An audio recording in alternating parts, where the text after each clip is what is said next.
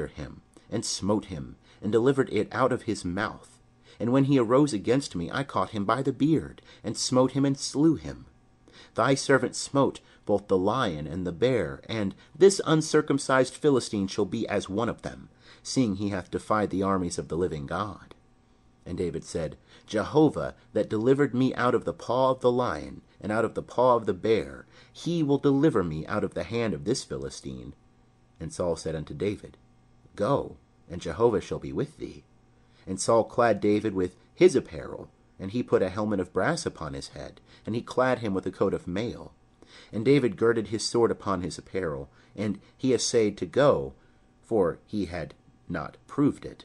And David said unto Saul, I cannot go with these, for I have not proved them. And David put them off him.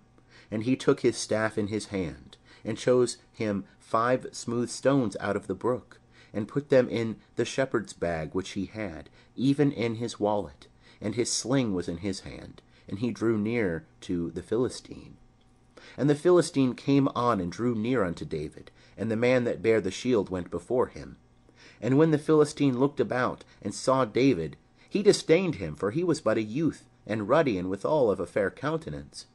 And the Philistine said unto David, Am I a dog, that thou comest to me with staves? And the Philistine cursed David by his gods.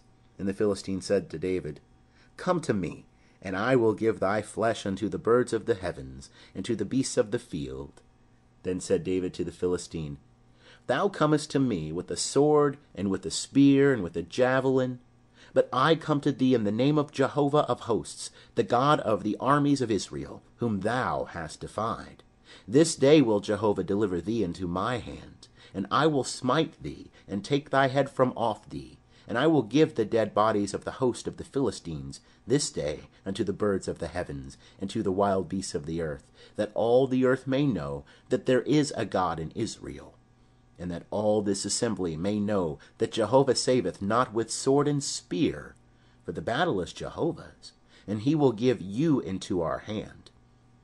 And it came to pass, when the Philistines arose and came and drew nigh to meet David, that David hastened and ran toward the army to meet the Philistine. And David put his hand in his bag, and took thence a stone, and slang it, and smote the Philistine in his forehead. And the stone sank into his forehead, and he fell upon his face to the earth.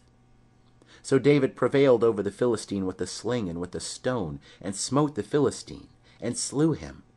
But there was no sword in the hand of David.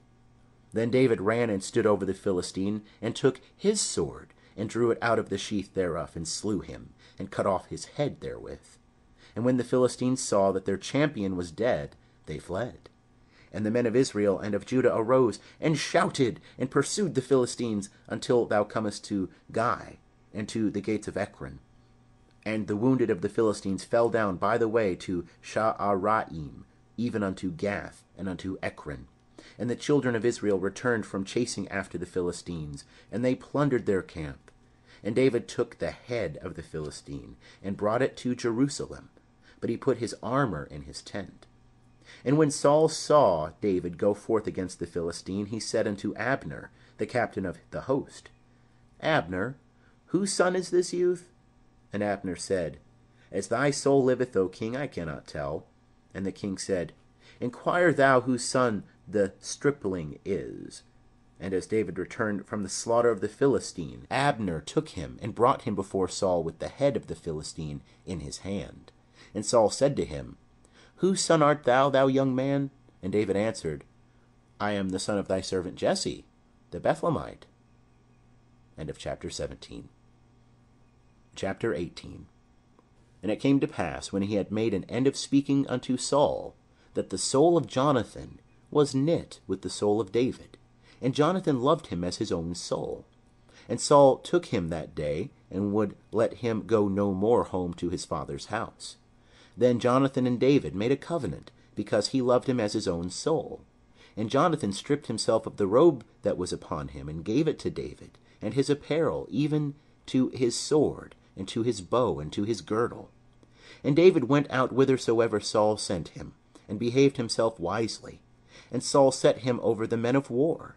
And it was good in the sight of all the people, and also in the sight of Saul's servants. And it came to pass, as they came, when David returned from the slaughter of the Philistine, that the women came out of all the cities of Israel, singing and dancing, to meet King Saul, with timbrels, with joy, and with instruments of music. And the women sang one to another as they played, and said, Saul hath slain his thousands, and David his 10,000s. And Saul was very wroth, and this saying displeased him. And he said, They have ascribed unto David 10,000s, and to me they have ascribed but thousands? And what can he have more but the kingdom? And Saul eyed David from that day and forward. And it came to pass on the morrow that an evil spirit from God came mightily upon Saul, and he prophesied in the midst of the house, and David played with his hand, as he did day by day. And Saul had his spear in his hand. And Saul cast the spear, for he said, I will smite David even to the wall. And David avoided out of his presence twice. And Saul was afraid of David, because Jehovah was with him, and was departed from Saul. Therefore Saul removed him from him, and made him his captain over 1,000. And he went out and came in before the people. And David behaved himself wisely in all his ways. And Jehovah was with him. And when Saul saw that he behaved himself very wisely, he stood in awe of him. But all Israel and Judah loved David, for he went out and came in before them. And Saul said to David, Behold, my elder daughter Merab, her will I give thee to wife. Only be thou valiant for me, and fight Jehovah's battles. For Saul said, Let not my hand be upon him, but let the hand of the Philistines be upon him. And David said unto Saul, Who am I, and what is my life or my father's family in Israel, that I should be son-in-law to the king? But it came to pass at the time when Merab, Saul's daughter, should have been given to David, that she was given unto Adriel the Meholathite to wife. And Michal, Saul's daughter, loved David, and they told Saul, and the thing pleased him. And Saul said, I will give him her, that she may be a snare to him, and that the hand of the Philistines may be against him. Wherefore Saul said to David, Thou shalt this day be my son-in-law a second time. And Saul commanded his servants, saying, Commune with David secretly, and say, Behold, the king hath delight in thee, and all his servants love thee. Now therefore be the king's son-in-law. And Saul's servants spake those words in the ears of David. And David said, Seemeth it to you a light thing to be the king's son-in-law, seeing that I am a poor man, and lightly esteemed? And the servants of Saul told him, saying, On this manner spake David. And Saul said, Thus shall ye say to David, The king desireth not any dowry, but 100 foreskins of the Philistines, to be avenged of the king's enemies. Now Saul thought to make David fall by the hand of the Philistines. And when his servants told David these words, it pleased David well to be the king's son-in-law. And the days were not expired. And David arose and went, he and his men, and slew of the Philistines 200 men. And David brought their foreskins, and they gave them in full number to the king, that he might be the king's son-in-law. And Saul gave him Michal his daughter to wife.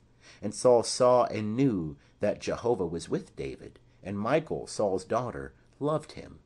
And Saul was yet the more afraid of David, and Saul was David's enemy continually. Then the princes of the Philistines went forth, and it came to pass, as often as they went forth, that David behaved himself more wisely than all the servants of Saul, so that his name was much set by. End of chapter 18. Chapter 19. And Saul spake to Jonathan his son, and to all his servants, that they should slay David. But Jonathan, Saul's son, delighted much in David. And Jonathan told David, saying, Saul my father seeketh to slay thee. Now therefore I pray thee, take heed to thyself in the morning, and abide in a secret place, and hide thyself. And I will go out and stand beside my father in the field where thou art, and I will commune with my father of thee. And if I see aught, I will tell thee. And Jonathan spake good of David unto Saul his father, and said unto him, Let not the king sin against his servant, against David, because he hath not sinned against thee, and because his works have been to thee, ward, very good. For he put his life in his hand, and smote the